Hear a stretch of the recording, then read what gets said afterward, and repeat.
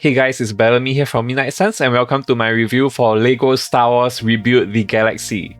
And let me just start off right off the bat by saying this is the funniest Star Wars show I've ever seen. So for those of you who don't know, this is a new Disney Plus 4-episode series, which basically follows the adventures of a young Nerf herder who is force sensitive and he finds this lost ancient Jedi temple with this secret ancient Jedi artifact in it. And when he accidentally uses it, he basically reshapes the entire Star Wars universe. So he basically destroys the entire space-time continuum and creates a new one. And in this new Star Wars universe, everything is opposite. So all the good guys are bad guys and all the bad guys are good guys. So this show really takes everything you love and hate about Star Wars and really flips it on its head. And the end result is really the funniest Star Wars show I've ever seen.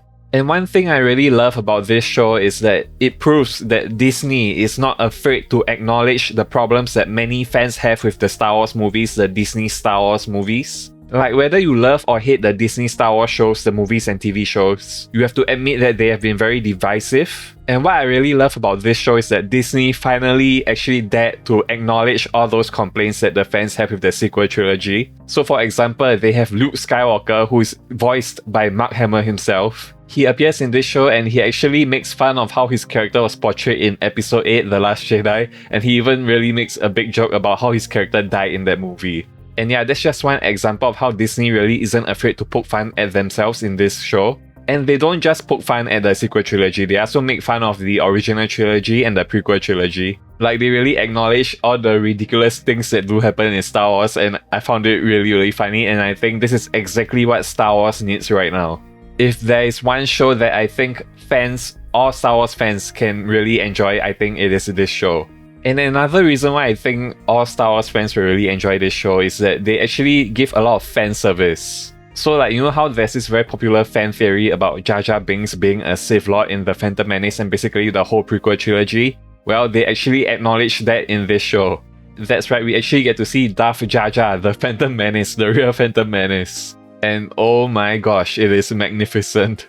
And we also got to see things finally have payoffs from the movies that didn't have time to have payoffs in those movies. Like for example, in Episode 9, The Rise of Skywalker, we saw Darth Rey, or Dark Rey basically, in the Mirror Universe. Well, in this show, they actually bring Darth Rey back. And we get to see her fight with a dual-bladed lightsaber, and she's joined by Darth Rose Tico. And I know a lot of people complained about how Rose Tico was underutilized in the sequel trilogy. Well, she's used really well in this show.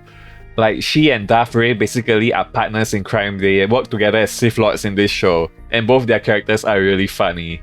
And I also love the Ewok bounty hunters. You know, if you ever want to see Ewoks be space pirates, this is the show for you. I know most of the Star Wars fandom has like a love-hate relationship with the Ewoks. You either hate them or you love them. And if you hate them, you get to see them get blown up in this show.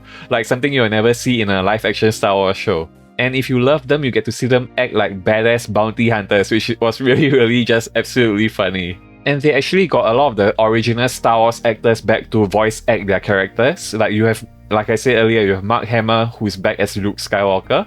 And you have Anthony Daniels back as C-3PO. And Sam Witwer, who voiced Darth Maul in all the animated shows. Yeah, he's back again as Darth Maul, as a good Darth Maul. And Ahmed Best, who played Jar Jar Binks in the prequel trilogy, he's back voicing Darth Jar Jar in this one. And even Matthew Wood, who voiced my favorite Star Wars character of all time, General Grievous, he's back as a good General Grievous in this show. And yeah, all the voice acting is just perfect. I will also say the music is awesome. Like, they actually brought back my favorite Star Wars track of all time, Duel of the Fates. So they use Duel of the Fates basically as like Darth Jar Jar's theme song in this show. Whenever Darth Jar Jar appears, they'll play Duel of the Fates, and you need to watch it to understand how funny it is. And there are plenty of fantastic, iconic Star Wars music tracks in here as well, so all you Star Wars music lovers, you are gonna love this show. And I really think that this show, this TV miniseries, streaming miniseries, should have been released in cinemas as a full-fledged movie. So it is 4 episodes long and each episode is 20 minutes long. I think if they just combined all 4 episodes, they could have made like a 1.5 hour movie. So I don't know why they didn't decide to release it in theaters. Like, honestly, if they increase the budget, like improve the animation, I think this could have been a huge blockbuster hit. Like for a kids show, this is really pretty well written in my opinion. Like there are actually many plot twists in the show that I didn't see coming. and I'll try not to spoil anything because I think you really need to experience this show for yourself. But I will say I really love how unpredictable the ending was, and honestly, I really hope to see more sequels in this Rebuild the Galaxy universe. Disney, if you're watching this is the way. And overall, I'm giving LEGO Star Wars Rebuild the Galaxy an 8 out of 10.